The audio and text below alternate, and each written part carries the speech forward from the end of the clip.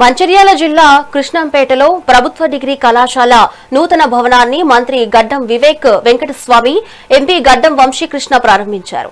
ఈ సందర్భంగా విద్యకు తొలి ప్రాధాన్యత ఇస్తున్నామని, విద్యతోనే జీవితాల్లో గుణాత్మక మార్పు సాధ్యమని వారు స్పష్టం చేశారు.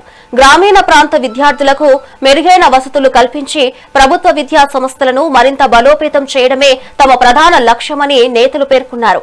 విద్యార్థులు ఈ సదుపాయాలను సద్వినియోగం చేసుకుని ఉన్నత శిఖరాలను అధిరోహించాలని మంత్రి పిలుపునిచ్చారు.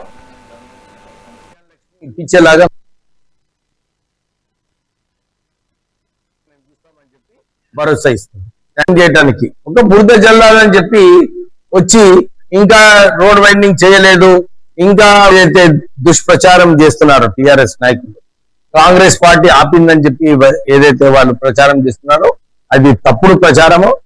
కోర్టు ఆదేశాల ప్రకారంగా వారు స్లోగా పోతున్నారు. అందరికీ భరోసా ఇప్పిస్తున్నాము.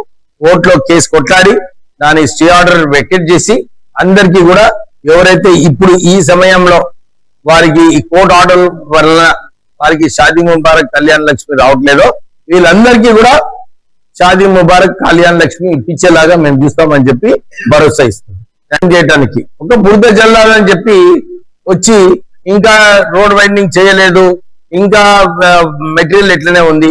ఎందుకంటే కొందరు ఎవరైతే రోడ్ వైండింగ్ కి ఒప్పుకున్నారో వాళ్ళతోని మేము ఇంతకుముందు చర్చించడం జరిగింది. లేదు మీరు కూడా మీ షాప్స్ ఇచ్చేస్తే బాగుంటది.